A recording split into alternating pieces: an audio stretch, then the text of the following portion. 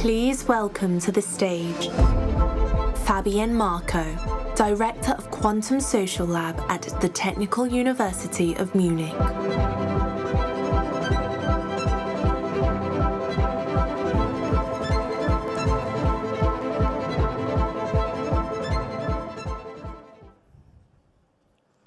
Welcome, everybody, and thank you for having me here. So I want to talk today about something which is very close to my heart. I'm running the Quantum Social Lab at the Technical University of Munich, and today I want to talk about Enchanted Quantum and about the interdisciplinary endgame we are playing here.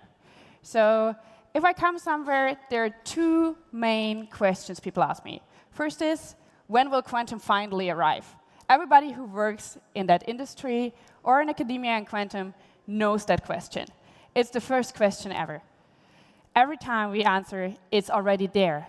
It's not as mature as we would like it to be, but it's here.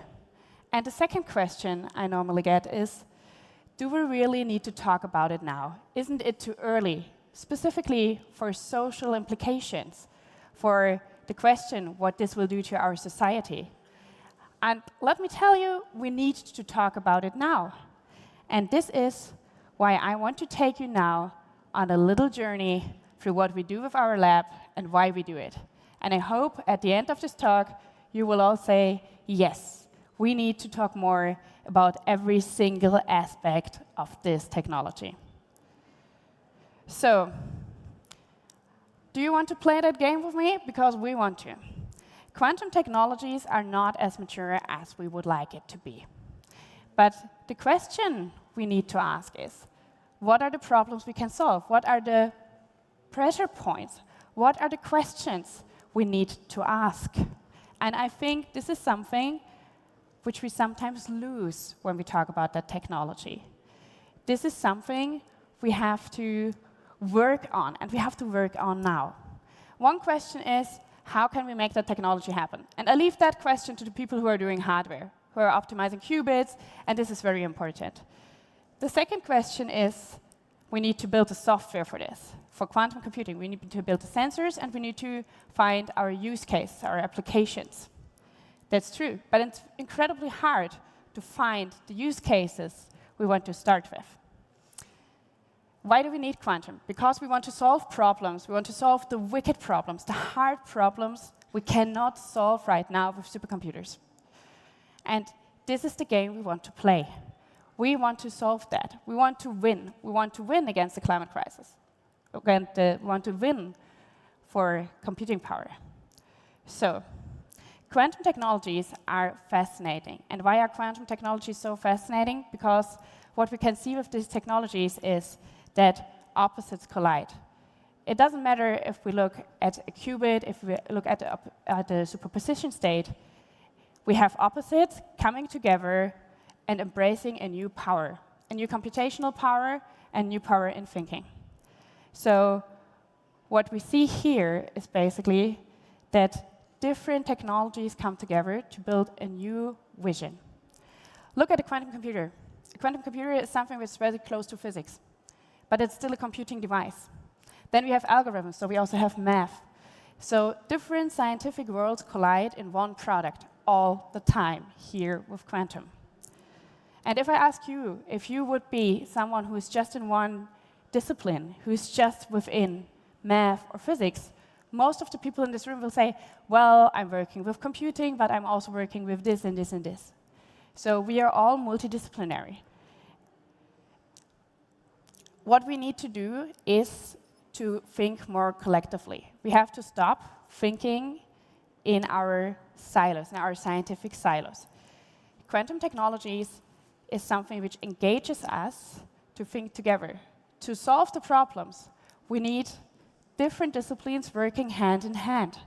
So we need people to sit together from math, from physics, from political science, social science. We need to talk about how can we use these technologies? How can we provide the infrastructure? How can we provide the frameworks to have a better future with quantum technologies and to drive these technologies in the direction where we want them to be? One part of this, and what we try to do in labs, building this community. This conference here is doing the same. We are building an interdisciplinary, multidisciplinary community to work on the big problems together. We tried in our lab at first to combine, for example, quantum technologies with arts. And this does not mean necessarily that we just say, OK, let's use it to create art. No, what we try to do is we take this very complex technology, work together with artists, and try to find a form to deliver these technologies and what it's about to everyone. If we talk about a technology which is as disruptive as quantum technologies is, we need to take the society, we need to take the people on that journey. To take the people on the journey, it's not working too well to say, hey, let's talk about math. You know, the next 2 hours I will talk about differential equations with you. I have to say, you can try that, I tried, but nobody wants that. Normally people just like, you know, they just leave the room. If I start a math lecture now, you will just leave the room. And you have a point there. So what we first did was say, OK, let's take arts. Let's take arts, let's take a different angle here and combine it. And it turned out that people are more than interested in learning about this technology, driving this technology further with quantum and arts. But what if we take it a little bit further? So we've seen that quantum technologies and artists basically unlock the power of more people being excited, more people understanding quantum technologies. And we need more people. We have a capacity problem in quantum technologies. We don't have enough young people who are engaging in it. We don't have enough scientists, but we also don't have enough economists who want to work with quantum technologies. So if we are entering this new decade, and we are entering with 2025 not just the year of quantum, but also the second half of the United Nations decade of quantum technologies, we need a new approach. And this approach is building a community of scientists working from different angles with these topics. So I propose that we basically need 4 different pillars to work on. The first one is we need to educate young people. And we have to leave the path of 2 semesters math, 2 semesters physics, then I can tell you how to program, and then after this, you can talk about the problems you want to solve. We need to engage them from the very beginning. Governance. We're talking a lot about when will quantum technologies be here. If we want to have new technologies, we need to endorse them by giving the economy, science, etc., a framework so that they can work on these things with us. Scientists have to get out of their shell. Science has to get out of the universities to work on that. So this is the second pillar. The third pillar is we need to talk about it. Talk about it with everyone. Don't keep it. And if we talk about the 4th pillars, we need more research. And this research needs to be interdisciplinary. 2 examples. If we talk about something, if we talk about language, there is not one meaning for a word. Depending on the language, languages are inherently complex. Sometimes you need to listen to the other person till the end of the sentence to know what they want to say. This is something we need to teach language models. Language models on quantum computers will be able to do that. Our languages are a composition, are a symphony out of words. So we need the uncertainty till the end of the sentence to know what people want to say. Let's embrace this. But what do we need for building these machines? A lot of people. Again, interdisciplinarity. If we talk about policy, we need the knowledge what this technology can do, how we can basically help it. Quantum technologies are not AI 2.0. They work differently. They are more complex. This complexity is something we have to bring within the policy sphere here.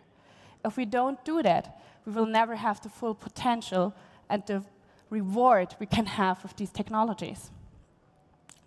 So I think that we are at the beginning of the next technical revolution. And I think that we completely underestimate what this will mean for everyone and how we can drive that revolution. So we need new concepts, new talents, and an interdisciplinary approach to drive quantum natural language processing, quantum policies, to include the whole world here. And I hope that you all go on that journey with us. So work with us, explore with us, engage with us, because I'm in, and I'm hoping all of you are in as well. Thank you very much.